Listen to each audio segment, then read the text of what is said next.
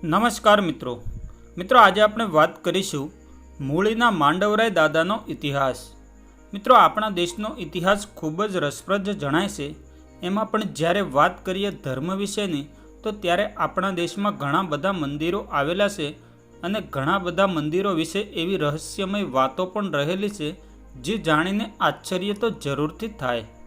ત્યારે આજે આપણે વાત કરવા જઈ રહ્યા છીએ ગુજરાતમાં આવેલા એક એવા મંદિર વિશે કે જે મંદિરના શિખર પર જ્યાં સુધી મોર બેસતો નથી અને ટહુકતો નથી ત્યાં સુધી આરતી કરવામાં આવતી નથી। મિત્રો પંચાળની ભૂમિ એટલે કે સુરેન્દ્રનગર જિલ્લામાં આવેલું મૂળી, જે ગામની વચ્ચોવચ્ચ એક મંદિર આવેલું છે, એ મંદિર પરમાર કુળના કુળદેવતા માંડવરાય દાદાનું મંદિર છે।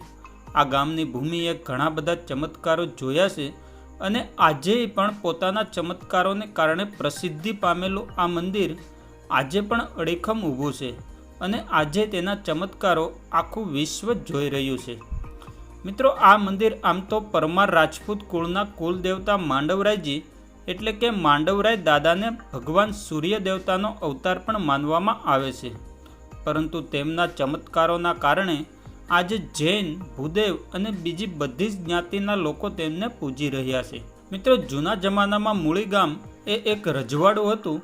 મૂળી ગામના રાજગઢમાં એ સમયે ચાસોજી રાજાની 7મી પેઢીના રાજા હતા અને એ સમયે એ ગાદીએ પરમાર રાજનું શાસન હતું અને ત્યારે સાસોજી નામના રાજાનું રાજ ચાલતું હતું। તે પરમાર વંશજના રાજા થઈ ગયા। એકવાર રાજા સાસોજી અને હળવદના રાજા કેસરજીની સાથે ધ્રોલના રાજા બધા ભેગા મળે અને દ્વારકા ગયેલા। તે સમયે દરેકે એવી પ્રતિજ્ઞા લીધી હતી। એમાં રાજા સાસોજીએ એવી પ્રતિજ્ઞા લીધી કે તે ક્યારેય દાન આપવામાં પાછો નહીં પડે, પરંતુ એક વખત તેમનું આ વ્રત તૂટી જાય છે, કેમ કે એક ચારણે જીવતા સિંહના દાનની માંગણી કરી હતી। આખા રાજ દરબારની વચ્ચે એ ચારણે બધાના સમજાવવા છતાં પણ રાજા સાસોજીના દરબારમાં જીવતા સિંહના દાન માંગવા લાગ્યો। ચારણની આ માંગને પૂરી કરવાનું સાસોજી રાજા વસન આપે છે અને કરે છે। માંડવરાયજીના મંદિરે જઈ અને પોતાની આબરૂ સાચવવા માટે 2 હાથ જોડી અને પ્રાર્થના કરે છે। સાસોજીની ભક્તિ પ્રાર્થના સાંભળી અને ખુદ માંડવરાય સિંહ બની અને આવી જાય છે। ત્યારે સાસોજી રાજાએ જીવતું સિંહનું દાન આપે છે, પણ જીવતા સિંહનું દાન માગનાર ચારણ તે સિંહને હાથ લગાવવા પણ ન ગયો અને ત્યાંથી ભાગી ગયો અને ભાગતા ભાગતા કહ્યું કે મારું દાન પહોંચી ગયું।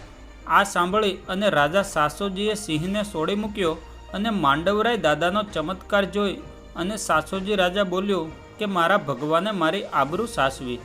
આજે પણ આવા ચમત્કારો ત્યાં જોવા મળે છે।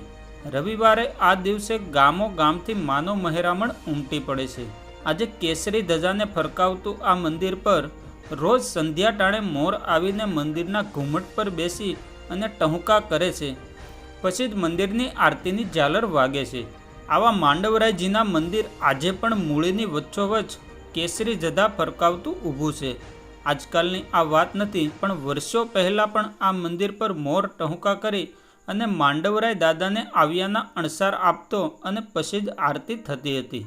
મિત્રો આ મંદિરનો ચમત્કાર જ એ છે કે રસોળીની ગાંઠ હોય તો પણ સોપારી ચડાવવાની બાધા રાખવામાં આવે તો રસોળીની ગાંઠ તેની જાતે જ બેસી જાય છે। આવા છે સૂર્ય ભગવાનના અવતાર ગણાતા માંડવરાય દાદાના પરચા અને ચમત્કાર। તો મિત્રો આ હતો મૂળીમાં આવેલા માંડવરાય દાદાનો ઇતિહાસ। મિત્રો આવા ને આવા નવા વિડીયો જોવા માટે હમણાં જ અમારી આ ચેનલને સબસ્ક્રાઈબ કરો તેમજ વિડીયોને લાઇક અને શેર કરવાનું ભૂલશો નહીં। આભાર મિત્રો, જય ભારત।